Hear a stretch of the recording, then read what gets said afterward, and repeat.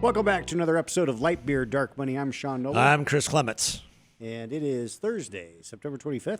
It's actually an afternoon episode for us. Yeah, it is. It doesn't feel like a Thursday. It totally threw me off. Right? It completely threw me off. But my energy levels during this time of day kind of go on the downside, just a tad, because I'm usually been up since 4 right. or 3:30 and worked out. I got a late workout in today and just feeling like.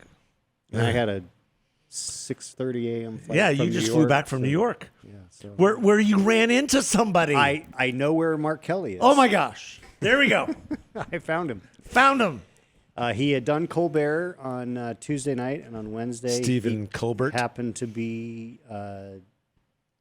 in the lobby of the same hotel that I was at a conference at. I don't think he was there for a conference. He might have been there for meetings or something, but he was chatting up people. And yeah. I said hello. Possibly looking into running for president, along with everyone else. I think there's a strong possibility that. Yeah, you know who's not going to be running for president again? Kamala Harris. Yeah. Wow. I'm sorry. It's just a word salad sandwich. Yeah, everywhere. Her book rollout has not been what anybody expected. And I saw the when clip. When you've got Chris Cillizza, who has been a general apologist for the Democrats for completely. long time. I know Chris. Yeah. He was like, and this is why she ran a terrible campaign and is a terrible candidate, and there's no chance that she can run again. Completely. I was like, whoa, wow, throwing it down. It kind of boggles the mind because it seems like she just decided to light her own self on fire with the book. Well, and it's not just the book; it's the awkward interviews afterwards, and I mean, wow. All I can say is, folks, we dodged a bullet. We got lucky. Yeah, we dodged. I mean, between her and then this whole thing with the VP pick.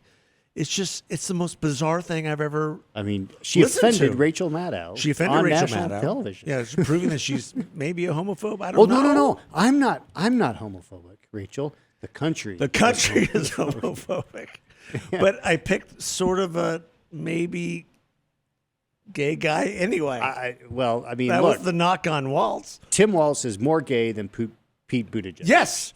Thank you for saying that. Tim Walz is more gay than Pete Buttigieg. Thank you for saying that, because that was what I was thinking when I'm listening to all this. I'm like, well, wait a second. So it's not even close. You didn't pick Pete Buttigieg because he's gay, but he's a pretty smart guy. I mean, so does Scott Bessent. Scott Bessent's gay, and he's tremendously smart. He's doing a great job. And then Rick Grinnell. You didn't pick Josh Shapiro because he's Jewish. He's a Jew. Yeah. Can't have the Jews. Can't have people protesting at the convention, which they would have. I mean that just tells you this is why I have a lot of hope in the future. Let's pick Tim Walz, who we're not quite sure what he is. Look, he is flailing hands, whatever. Happy hands, whatever. Mr. Happy Hands. We have not been together recording since Sunday, which was Charlie Kirk's memorial service. Yeah. That was a tour de force. The turnout exceeded my expectations. Well, they had the spillover over in the arena. Yeah, they filled up both the arena and the Desert Diamond Arena, and people still didn't get into both. Either or. Like 100 million people watched online. Something crazy. Yeah, I don't know what it was. It was carried by every network. Like portions of it, yeah. Especially the latter, I think, quarter. Yeah. I will say, and I'm just going to say it.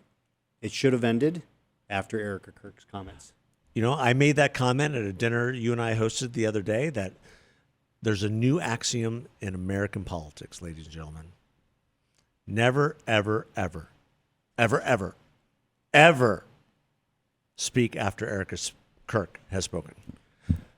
Yeah, at least not this situation. Well, I mean, she not only did the unbelievable, which was so healing and incredible and humbling, for not only the audience but the country, I think, by forgiving her husband's killer.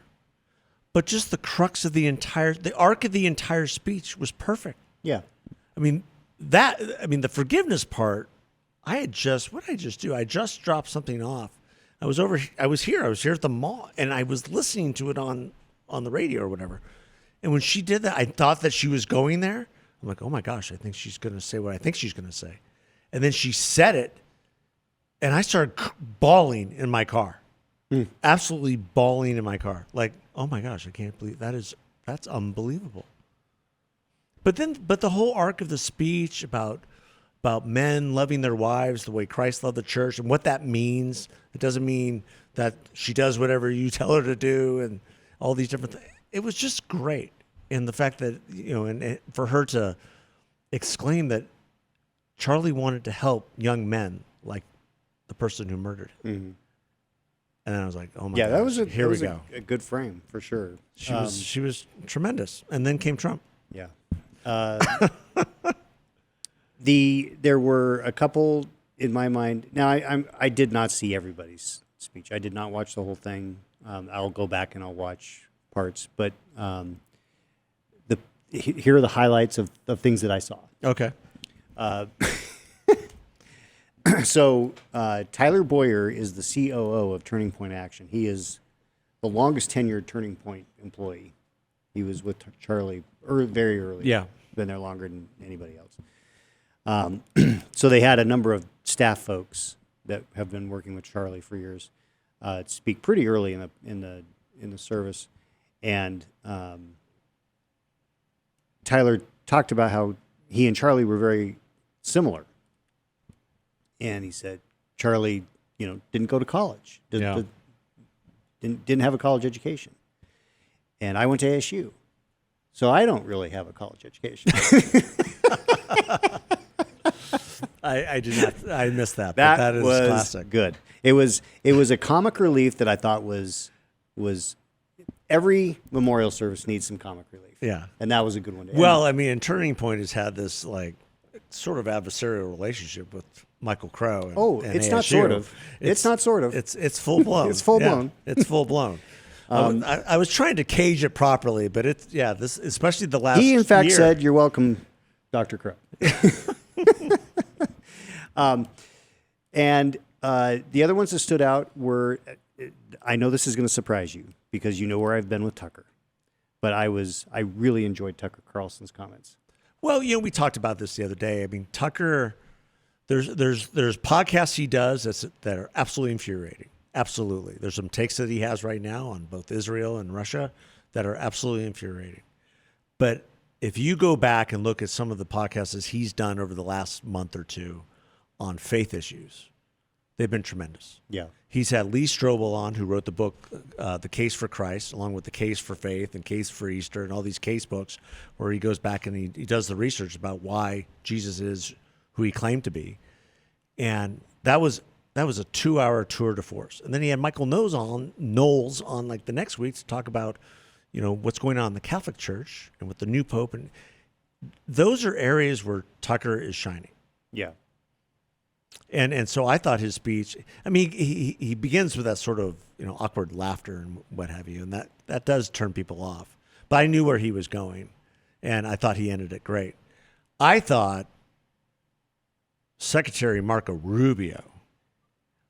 Yes, that was what he sounded like an evangelist. Well, he was incredible. I will say this. And I love Marco. You and I are both Rubio fans. Yes. He was who I supported for president. You and I both. 2016. See, we agree on so much. Yeah. And the thing for me about what Marco said, I mean, not only did Marco frame it, he was perfect because he makes the point. Another piece of comic relief. He had someone come to him and say, "Hey, this guy Charlie Kirk, he's going to start this organization, and he's going to do great things. He's going to go to college campuses and talk about freedom and how great this country is and how bad Marxism is."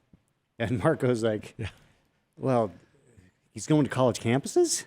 I mean, why does he start somewhere easy and go to communist Cuba?" Yeah. Which I thought was pretty funny. Someplace that's easier. But Cuba. Obviously, and Rubio makes the point that Kirk exceeded his expectations, which he did. Charlie was, he exceeded everyone's expectations, including mine. And Well, I mean, we all remember how he started and met him at that time. And, we didn't really know what would happen with Turning Point after Trump wasn't elected in 2020. It's because so much of their growth was relying on what was happening in the administration. But he was able to pivot in a way that was, dramatic and really build that organization. Do it even more. Do it even more.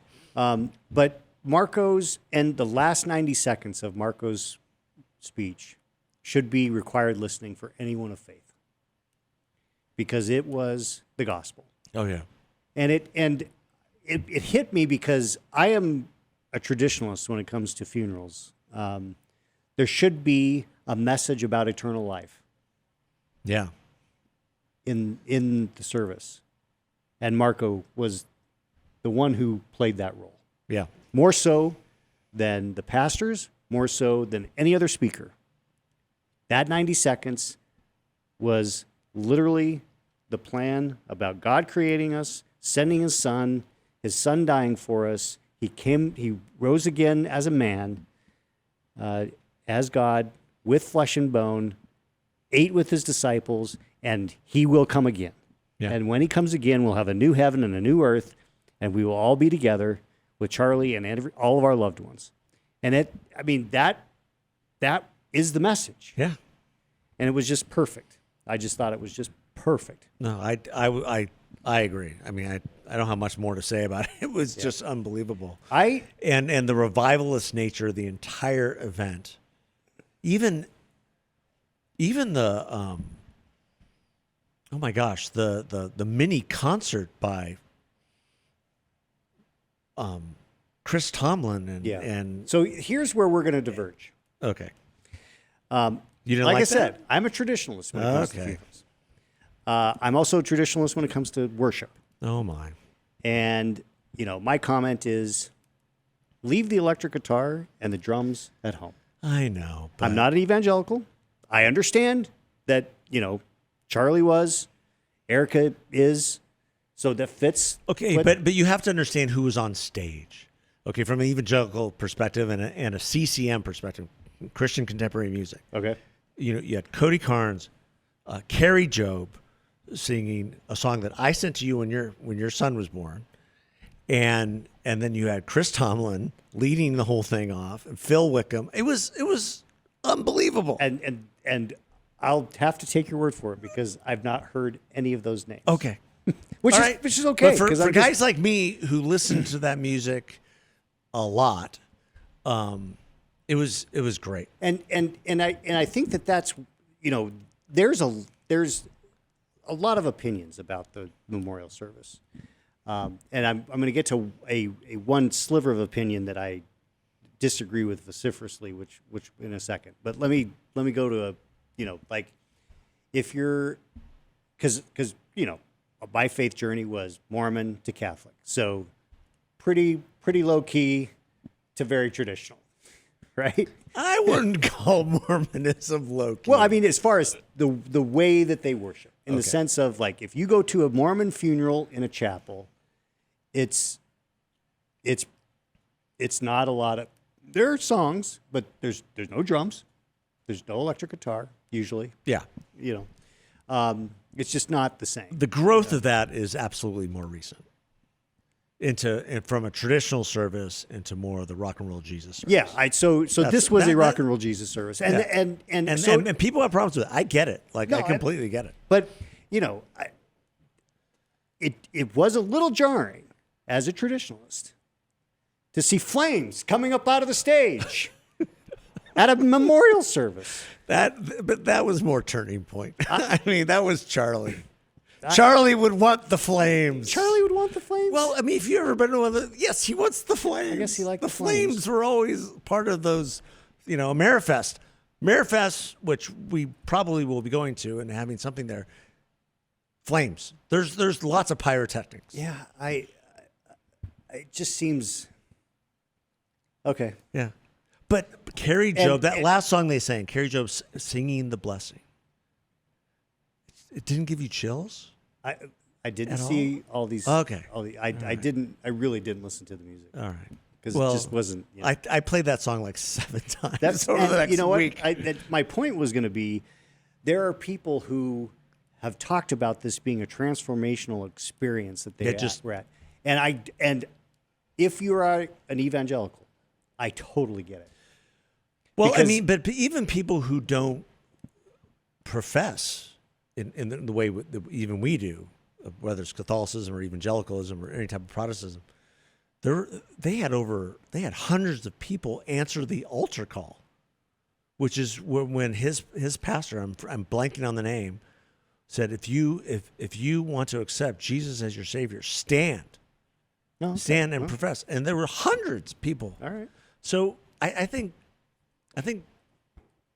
if you took anything out of that service, is that even in our darkest moments, even in our most brokenness, God exists. Well, God is moving. That really is the crux of why I thought the memorial service was a net benefit to humanity. Even though there were things that were like, it put front and center that Charlie was a man of faith. Yeah. This wasn't about politics. This was about faith. And for Stephen Miller, it was about politics. Well, there were some politics intertwined in that for sure. It ended with Trump, obviously. Donald Trump Jr. made a little political. Stephen Miller to some degree. But the takeaway was, in this dark moment, we have light that we can turn to. The light of Christ is real, and it can give us hope. Yes. And we can celebrate even when we're mourning. Yes. And I thought that was... Like we've said before, there were no burning buildings. There were no cars being torched. There was candlelight vigils where people's hands were being burned by wax. Yeah. You know? Well, and so that's really... And then the only other... the incredible part about this entire ordeal the last several weeks is the gathering of the faithful. And we're getting slings and arrows from it, you know? Sure. And that's fine. That's fine. Yeah. Doesn't bother us at all. Well, and so... Like people are getting so upset about, like, Ilhan Omar. I'm like, she's a clown. Let her spout off whatever spews she wants. Point, look, it doesn't matter. Who cares? We would be better to just ignore them. They don't deserve our attention. Yeah. Because I the totally average agree person, the average person doesn't need to be told they're crazy. They know that. Yeah. We don't need to engage in that. We need to just let them hang themselves. Exactly. We don't need to engage. Let them reveal who they are and what they stand for. Go ahead. It's the old adage, don't stop your enemy from committing suicide. Yeah. Don't get in the way. Yeah. They're committing, the leftist progressives are committing suicide in real time. In mass. In mass. Yeah. So speaking of there was a real criticism that came from, I'm assuming, more not the traditional. This is not from the Orthodox Jews, but there are some Jewish rabbis and other people of Jewish descent, and people who aren't Jews who are trying to rile things up, who took offense at Tucker Carlson's comments, because they're like, oh, Tucker is saying that Jews killed Jesus. I think Tucker just told the story. No. I mean, when he said, a bunch of guys sitting around in I can't remember what he said, eating hummus, he was talking about the Pharisees who plotted to kill Jesus. I mean, this is historical fact. Yeah. This is right out of the Bible. And Tucker, and the reason, so I don't know if you saw Alex Berenstein, or Berenson. Alex Berenson is a guy that we follow. He was big on I haven't read his Substack anti-weed, and then he was very big on the anti-vaccine. He was drummed out of the New York Times because he was not towing the line. He's not a conservative. He's definitely liberal, and he's Jewish, and he said he was uncomfortable. And so he reached out to Tucker because Tucker gave him a platform when everyone else was not. Sure. And Tucker's like, look, I can't believe this is happening. It is so wild to me. I was just telling the story.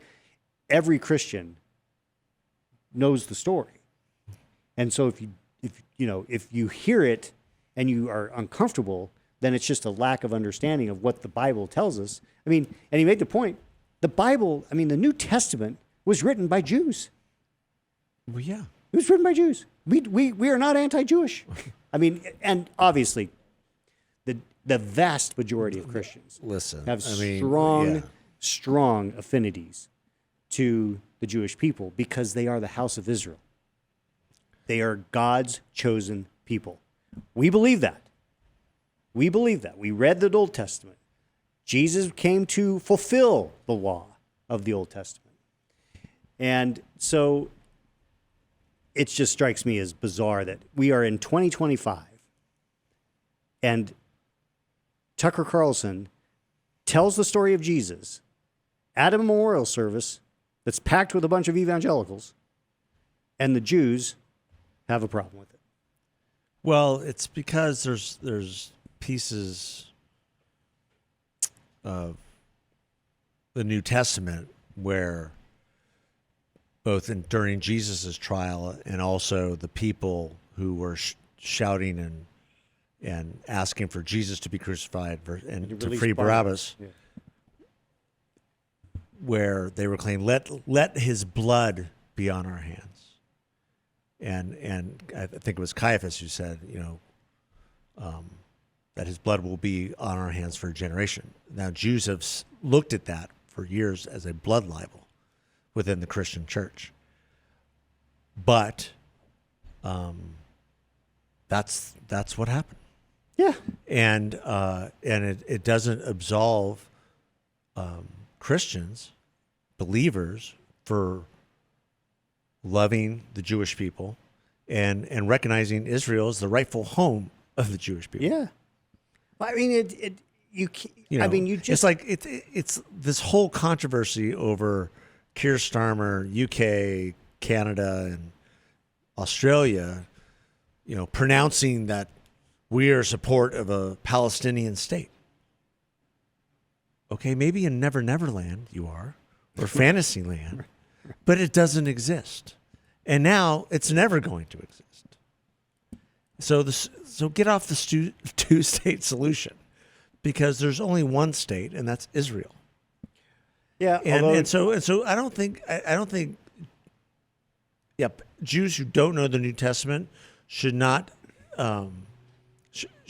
be offended when somebody like Tucker Carlson just cites biblical truth. I mean, I think the way he told the story was entertaining because he kind of modernized it. Because he said how did that work out? The people in power want to shut him up. We got to shut this guy up. Yeah, we got to shut this guy up and Well, and what's funny is that here's the thing. Here's the rub, is that he told the story, and he told the story about how the people in power wanted to shut Jesus up. And they decided, we'll just kill him. And so he was making the parallel to Charlie, obviously, but he was also making the point that the people in power should not be trying to shut up the voice of the people. And he was saying it at the very time that Trump has been accused of trying to shut people up.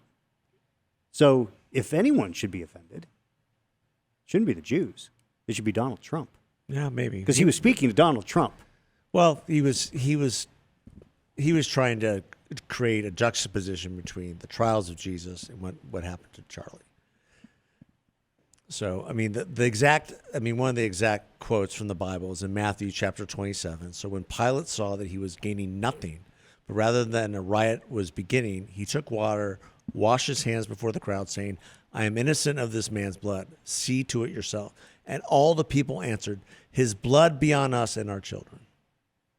Then he released him for Barabbas, and having had Jesus scourged. Yep.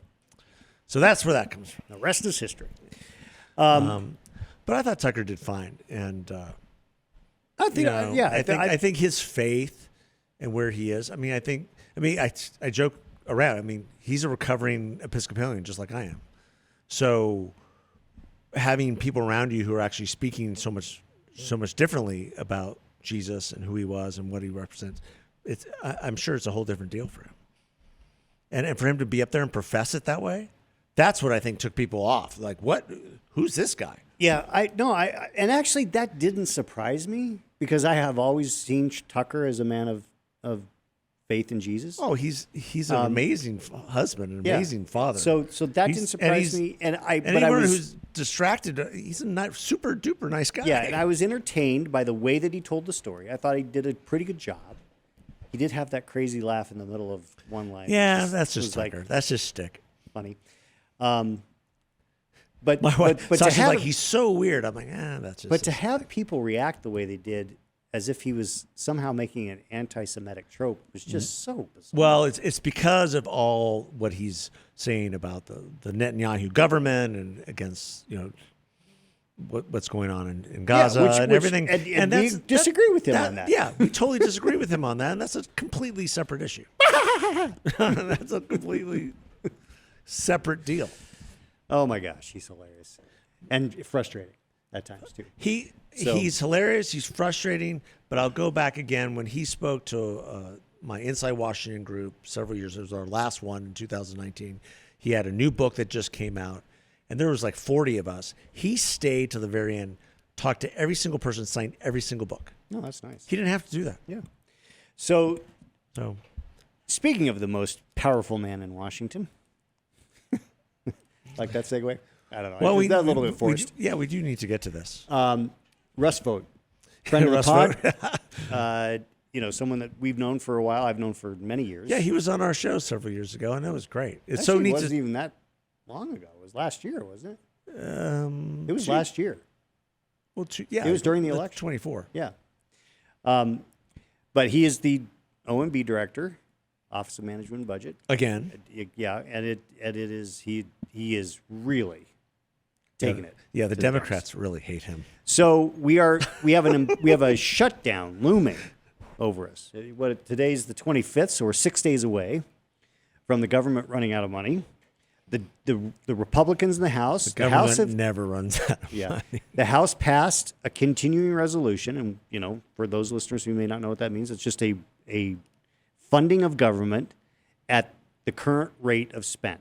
So whatever was set for this fiscal year continues for, in this case, they set the date at November 21st.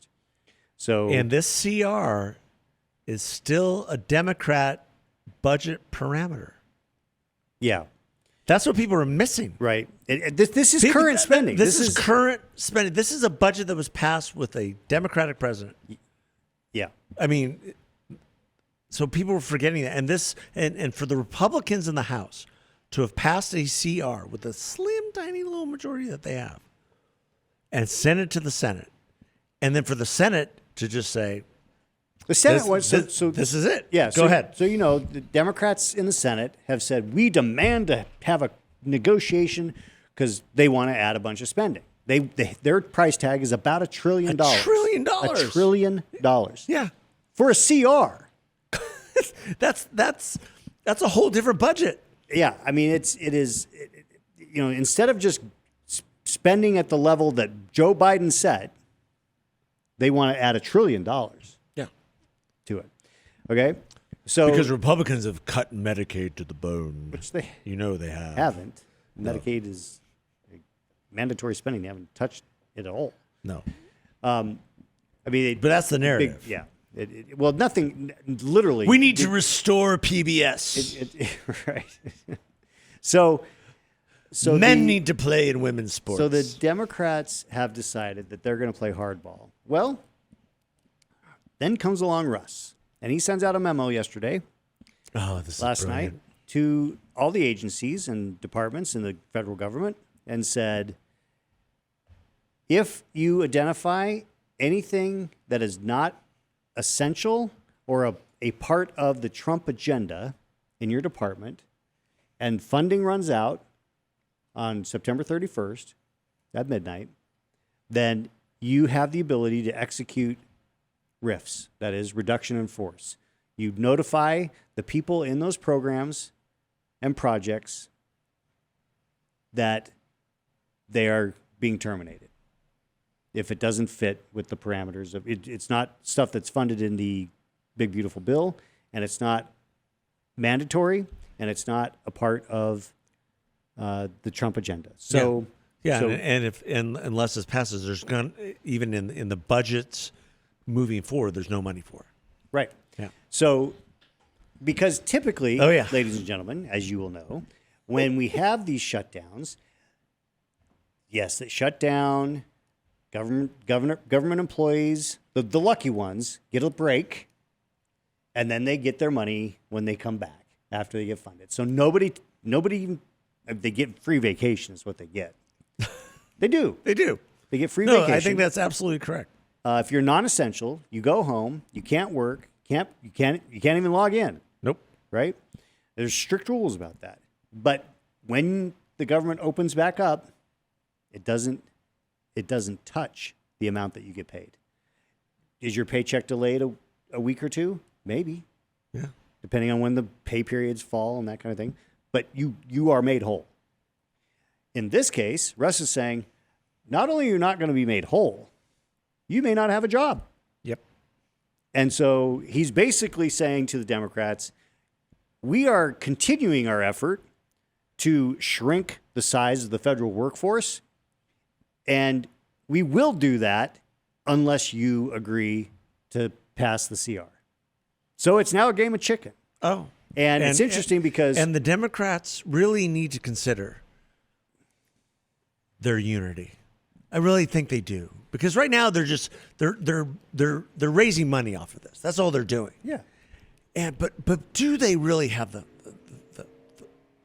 courage of their convictions to walk that plank? Well, look, because Chuck Schumer back in May warned, like, we can't not pass a CR because Donald Trump will just eviscerate the government. Right. Well, and now he is. So I will interpret a lack of action on the Democrats' part as agreeing that we have too many federal employees. Well, which we do. We have too many federal employees. And if the Democrats don't vote for the CR, then they are saying, you are right. We have too many federal employees. Therefore, let's... Well, and credit, what I was about to say before, credit to Senator Thune, because he's been getting under a lot of flack for nominees not getting through. He finally got a big host of those through last week, and changing the Senate rules to get it done. And credit to him for saying, no, this is the bill. We're not having any more debate. Oh, everyone go home. Yep. And the House is in adjournment. Yeah, they're not there. And so the way this works is that if there's any changes, they have to come back and vote on it again. They're not coming back. No. This is it. It is. And then Donald Trump was supposed to have a meeting yesterday with the Democrats. And he canceled. Because he looked at their demands, $1 trillion worth of new spending. You not want even your worth a PBS discussion. and your NPR refunded and not happening. Everything else? Nope. Not happening. No, this is a waste of my time. Stop wasting my time. This is actually your budget. Yeah. This is actually a budget passed under your presidential authority. And that's the thing. So this is just stupid. It's theater. This is why they're going to cave. This is why Washington never cuts spending. And this is why it's so important that this is happening, because we had, we did get some rescissions. We actually cut $9 billion. Could have got more, but... Yeah, but we did what we could. You got some Republicans on the House side. Yeah. And, DOJ is identified a little bit more. This just goes to show how hard it is to get this done. Yeah. And the fortitude, because not even Joe Biden's spending level is good enough for Chuck Schumer 1 year later. No, he wants to increase it, like I said, by $1 trillion. $1 trillion, which with a straight face. He looks at the American people in the eye and says, "We're not spending enough. We're not leveraging your future enough. We need $1 trillion. Please give us $1 trillion." Well, he's not telling the American people to do that. He's telling China to do that. telling other It's coming foreign from entities that own our debt. Yeah. Those aren't coming from tax receipts. An additional $1 trillion. Right. That's borrowing, pure and simple. Yeah. And the things that Russ is doing in terms of this great strategy, and also reining in government regulations, and continuing to find waste, fraud, and abuse within. I mean, he's really had a doge now. Yeah. Elon's gone. Elon came in and revamped a lot of the technology to get it done. But now all that was under the purview of OMB. Yeah. That was under the purview of OMB, which is Russ vote. Yeah. That was the thing that nobody was talking about. Oh, Elon's leaving. It's like, yeah. He probably came in and just revised systems, right? To the extent that he could, and then if they're operating off of new systems, they can find more waste, fraud, and abuse. Yeah. And trust me, I want Russ in that position. He knows it. He knows the budget. Yeah, I think the way you characterize him as the most powerful man in Washington might be. I mean, other than Donald Trump, the most hated. Yeah. Oh, yeah. I mean, this guy's got flyers across D.C. about what a terrible person he is. Yeah. I mean, he's arrived. He is the most congenial, brainiac dude that you ever meet in your life. He is a genuinely nice man. He is a Washington gentleman. And super smart and scary unassuming smart. And committed. Yes. Committed to the cause. Who we want. Yes, exactly. And he got a taste of it at the tail end of the last Trump administration, and wasn't able to implement everything he wanted to do. Now he's got all the levers and the buttons. Yeah. And Elon has probably armed him with so much more. Hope so. So that was actually the one nice thing I saw at the memorial, that Elon and Trump kissing and making up. Yeah. They had a nice discussion. That was good. So another pretty decent speech at the memorial, going back to that, was Pete Hegseth. Oh, yes. He did a good job. Yeah. Very faith-oriented, stuck with it.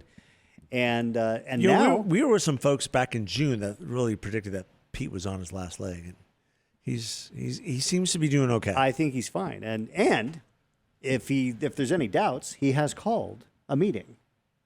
Yeah, you brought this up, and I had not heard this. He's called a meeting for all of his generals and admirals to come to Quantico and meet in person. The Department of War meeting.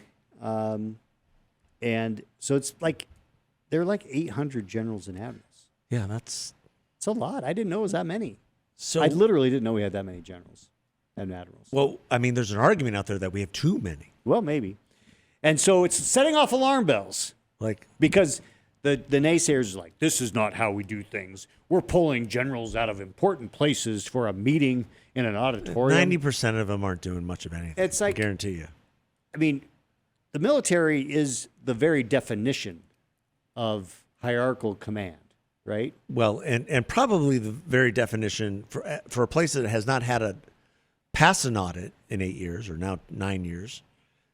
I mean, it is the epitome of waste, fraud, and abuse. Well, probably. But my point is that the military is going to function fine if the general is called to a meeting. I mean, it's not like things aren't going to happen. So what do you think is happening? I don't know. I don't know if it's, there's speculation that he's going to fire a bunch of people, but that doesn't make sense. It doesn't make sense you bring everybody together and you're fired, you're fired, you're fired. I mean, I don't think that's the way it works. No. I think it's probably... That's much harder to do. I mean, Donald Trump signed the executive order declaring it the Department of War, not the Department of Defense. I mean, that will take a statutory change to actually do, but should be able to do in the next budget. Yeah, and we don't know exactly what Pete's going to talk about, but it must be fairly important for him to call all the generals. And so rather than bitch and moan, I'd be kind of excited. What's going to be going on? This is good. It's just so weird to me that people they just automatically go to, this is bad, without knowing anything else. We just called a meeting. Oh, that's bad. No one's ever called a meeting of everybody. Well, maybe we should. Maybe it'd be good to, I mean, you run companies. Yeah. I've run companies. It's called an all staff, all hands. Yeah, we've done that. Yeah, we You did had all that. hands, We right? did that quite a bit with, And especially when you have people in different places. Like for a while, I had a lot of staff in D.C. and a lot of staff in Arizona and in other parts of the country. And when we had all hands, we all met somewhere. Little company retreat. Yeah. And it was fantastic. Yeah, it's kind of your own little convention. Yeah. Everyone gets to know about each other better. You have discussions that are, very informative. Kind of figure out who you want to keep and who you don't want to keep. Yeah, this is maybe that's part of it. It's definitely unprecedented. Nobody seems to know what it's all about. Yeah. So stand by, folks, because we'll be able to talk about that next week, I guess. I think that's scheduled for next Tuesday. Yeah, I think Hegseth, he had a kind of a bumpy entry, but now is figuring it out and figuring it out quickly. Here's the thing. He's a bright guy. I think he's not had the bumpy entry was not because he didn't have it figured out. Is that people hadn't figured him out. Well, that's a great point. That he's been focused on what he wants to do and get done and how he wants it to get done. And because the military is so entrenched in its ways that they're not used to outside the box thinking. And so it's rattled a lot of people. Yeah. And as it should.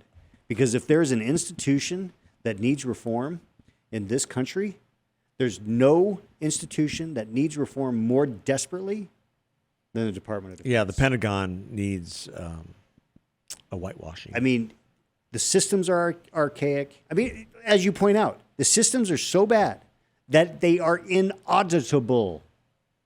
Inauditable. Is it unauditable? Inaudible. Inauditable? Audible. Easy for you to say. Yeah, no kidding. They can't audit because they can't figure out where everything is because they can't find the data. This is what the Washington Post is saying. The highly unusual directive was sent to virtually all the military's top commanders worldwide, according to more than a dozen people familiar with the matter. It was issued earlier this week against the backdrop of a potential government shutdown. And as Hegseth's overtly political moves have deepened a sense of distress amongst his opponents who fear that he is erasing the Defense Department's status as a nonpartisan institution. But hear this. So this is deep into the article about this that I was reading. Okay. People are saying, "Oh, this is going to be they're going to disrupt missions. They're going to create problems." So this is a quote from the memo.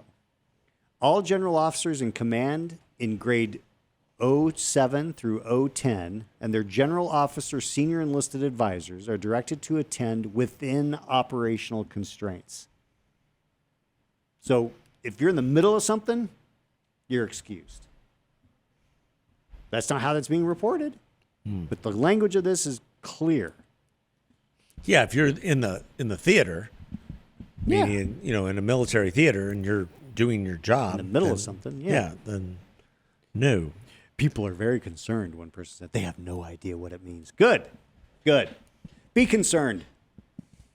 Be concerned. If you're concerned, you should be concerned. Yeah, it's been a dumpster fire for a while. So People. I'm reading the same thing. People are very concerned. They have no idea what it means. It means your goose is cooked. Maybe not. Maybe not. I mean, maybe it's just a general get-together for like an ice cream social. Exactly. It could be just simple. Hey, I'm Pete. I'm your boss. We haven't had a chance to meet in person. Let me shake your hand. I mean, it could literally be that simple. Maybe they're going to order Cane's in or something. Do they have Raising Cane's there? I don't know. In Virginia? Oh, yeah. Of course they maybe. do. Of course they do. Yeah.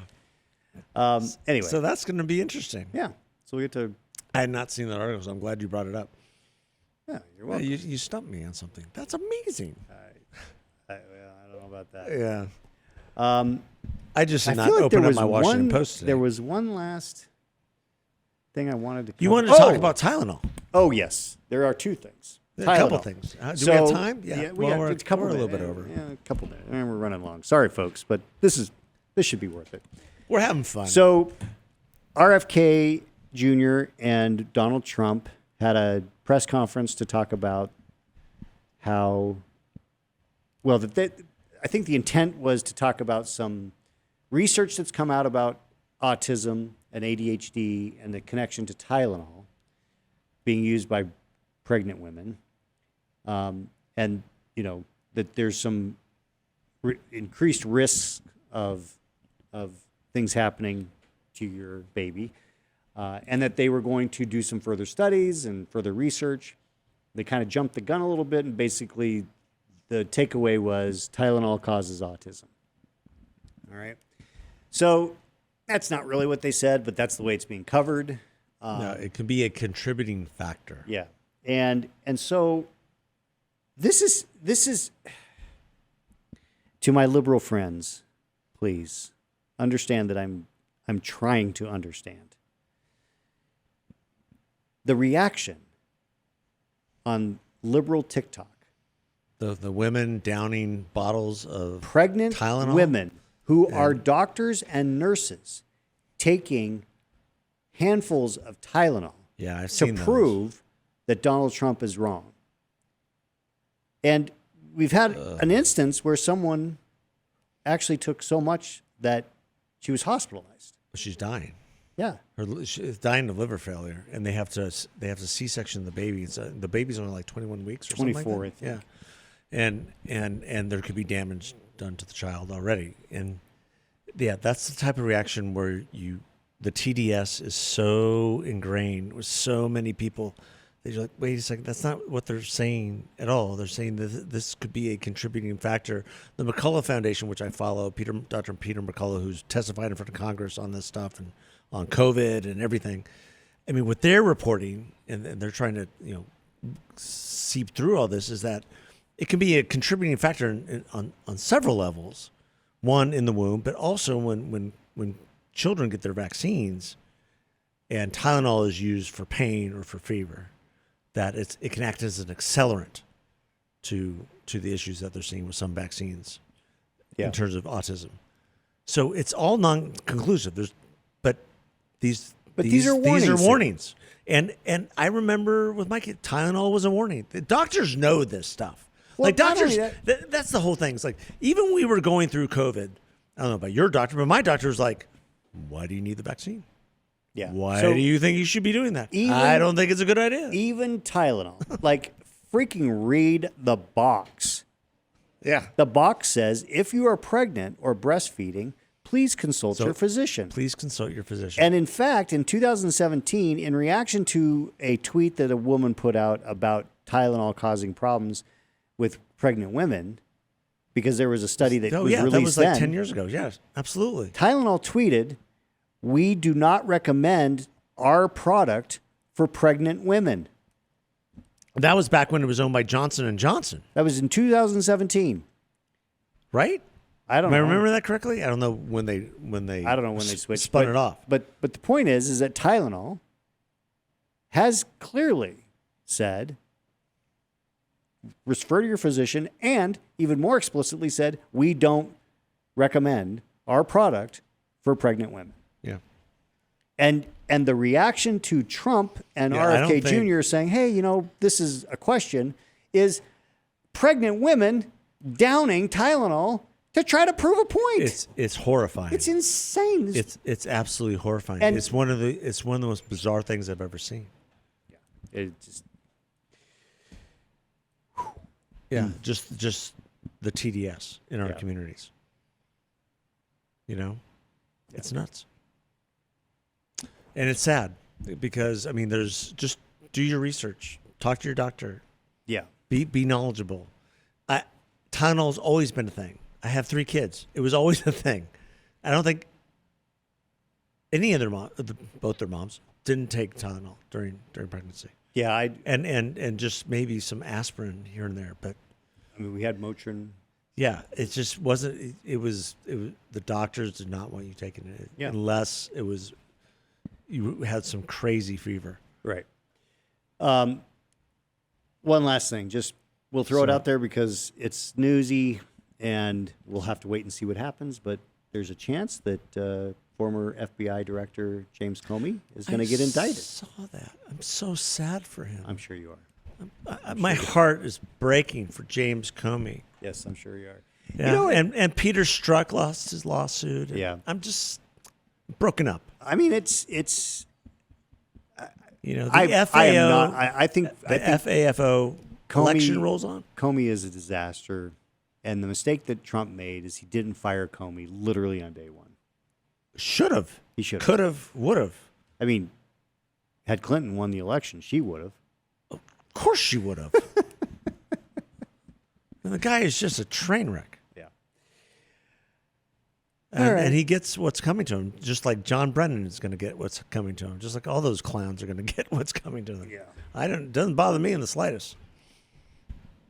Yeah. But but the reason we do this show is so we can bring these things to light, right? Yeah. Because this show is about faith, freedom, free enterprise, Right. founding principles of our great country. And the things that threaten those things. Yes. Yeah. Yeah, and James Comey was definitely a threat to those things. Yes. Without question. So whatever he gets, oh well. He'll get. Yeah.